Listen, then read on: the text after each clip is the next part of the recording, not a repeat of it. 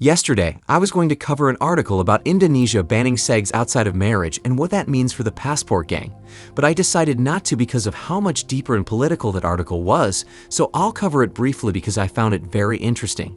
So basically, they passed a bill over there that will ban premarital sex completely, meaning you can go to prison if you have sex outside of marriage. Now in the United States, a lot of men are sick and tired of being treated like trash by ex-exes and the system to the point where men have decided they don't want to date anymore. Many men are no longer interested in becoming fathers, and we've reached the point where men are taking their passports and going overseas to countries like Indonesia to find love or to have some fun. Well, you can throw the fun part out of it because when this law passes, and I believe it will be in 3 years, you can't legally go over there and pipe down Indonesian chicks. But if you want a wife, then you can do that if you want. However, my thought process is if that was introduced to the West, specifically the United States, would you guys support that? Because here's the deal, we talk about women being 304s and how disastrous the dating market is, but would you guys be alright if the only way you could legally get some peace leave was if you got married? I am kind of conflicted because, on the one hand, this law could impact our hookup culture and possibly cure this womanism disease plaguing modern society. But on the other hand, it means you'd have zero freedom with sexual autonomy and being able to pipe down different women. And let's say your wife decides she wants to lock up shop and give you no peace leave. What do you do then? You see what I mean? On the one hand, I can see this being a good correction for the birth rate, single mother rate, low marriage rates, hookup culture, and online dating cesspool. But on the other hand, your wife has complete control over your sex life. That's something I want you guys to think about because cheating essentially won't be legal and neither is pay for play. It's complicated because I can see where it will benefit society, but I don't plan on getting married, so I'd have to be a hermit for the rest of my life if I lived in a country with that law. That sounds rough, brothers. So here are my thoughts on this law over in Indonesia if I was affected. I personally would disagree with it because I'm selfish and I want the option to pipe down other women. However, for the greater good of society then, I agree with this drastic measure to fix our current predicament. Passing a bill like this means no more 80-20 rule, no more 304 culture, no more social justice warrior BS, no more incels or men that cannot get laid, and no more declining birth rates in fatherless homes. I can see where that would be a good plan. It's not perfect, but it's better than doing nothing and watching society crumble. Now, how they would find out if people are having premarital sex is beyond me, and women can probably abuse this law and falsely accuse their husbands to get them locked up. But I seriously doubt the elites of the world will allow this law to pass, but we'll have to wait and see what happens 3 years from now. Share your thoughts in the comment section below. I am very curious to know if you guys agree or disagree with this law that penalizes premarital bedroom activities. I never thought that in my lifetime I would ever see anything like this materialize in the physical world. But men realize that maybe that strategy is a solution to fix womanism, and Indonesia is making the first step towards that change. However, keep in mind that this law came with a bunch of other stuff that I won't cover, so bear in mind that it's not all sunshine and rainbow. With that said, today we'll review an article about recognizing paternity fraud. So many men worldwide have realized that women are cheating and giving them kids from another man. They're deciding to walk away or, at the very least, do a paternity test before signing the birth certificate. A sad reality, but these women don't care, so you have to look out for your best interest. This article is from Very Well Family, titled, Recognizing Paternity Fraud and Its Consequences. Gents, this is very important, so make sure you tap the like button and get this video to 600 likes so more people can get to hear this message. Alright, let's dive into it. Misattributed paternity can be devastating for men who have spent years believing they are biologically tied to a child, only to later learn that they actually share no DNA. Paternity fraud causes immense emotional pain and turmoil, affecting the biological father, the non-biological father, the mother, and the child at the center of it. Also, victims of misattributed paternity may have been paying child support for years. Once the truth is revealed, it is rarely a simple matter of being reimbursed for those payments. Here's how paternity fraud happens and what you can do if you've been paying child support for a child you did not father. Guys, you see how many people got hurt? And this is all because of one person. One person's selfish decision can change the direction of many people's lives and finances, and the sad part is that person, if discovered, will not care or face any penalty. That is what is beyond me. A woman can lie like that and face zero penalties and repercussions, but every other victim just has to deal with it. That is the sad world we live in, and unfortunately, the only solution is to protect your seed or do a paternity test before signing the birth certificate. Keep that in mind the next time you decide to bust up inside a woman. Let's continue. What is paternity fraud? Paternity fraud occurs when the mother of a child misidentifies a man as the biological father of their child. Sometimes, the mother knows that the man is not biologically linked to the child. In other cases, they may not know for sure or only suspect that the child is not genetically linked to the father they named on the birth certificate. How does paternity fraud happen?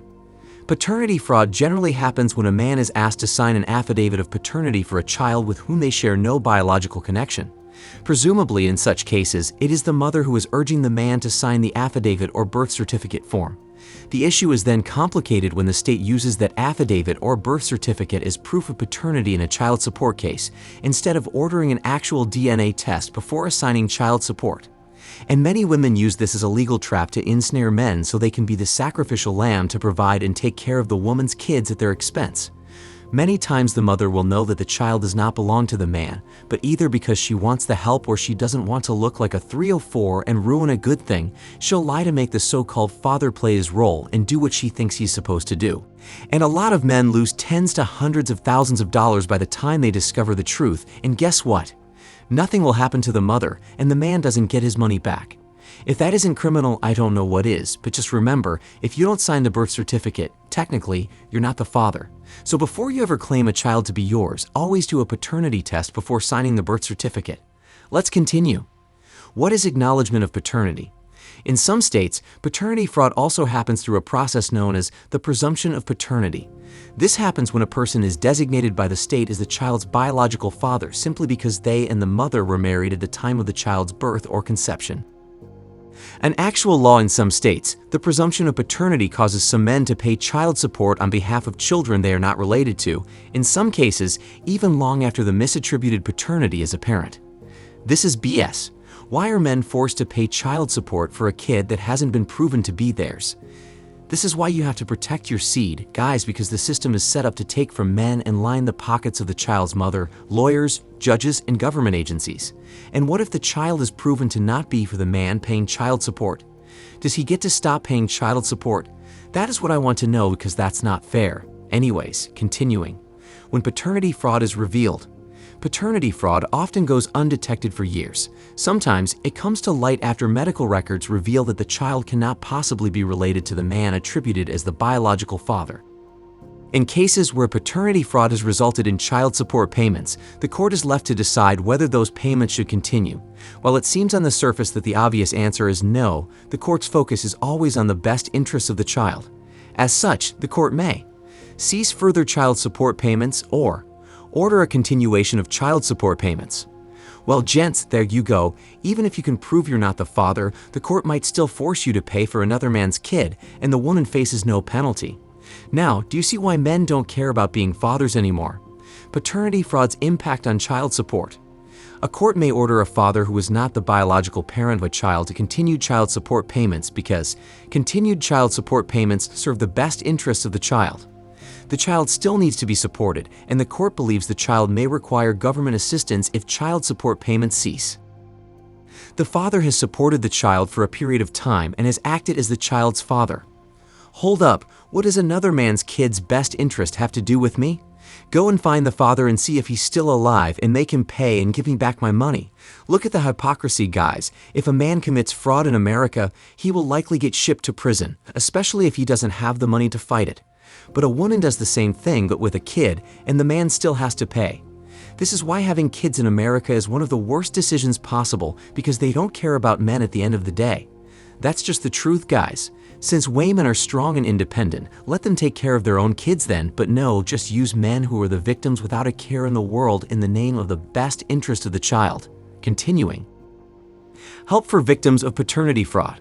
Men who are victims of paternity fraud should attempt to seek action in civil court to collect child support funds back from the child's parent. Unfortunately, reimbursement is generally considered a long shot. Consequences of paternity fraud. Unfortunately, there are currently no legal consequences for mothers who commit paternity fraud. Paternity fraud is not considered a punishable crime, and it's extremely difficult to collect or recollect funds from the child's mother. There you have it, gents. Nothing comes out of it for the man, and he loses his money and stops paying, or the court orders him to continue paying and supporting a kid who has been proven to not be his, and if he doesn't do it, he'll get thrown in jail for not paying child support. I don't blame the passport gang for leaving and finding XXs overseas and leaving them over there because the system in America is broken.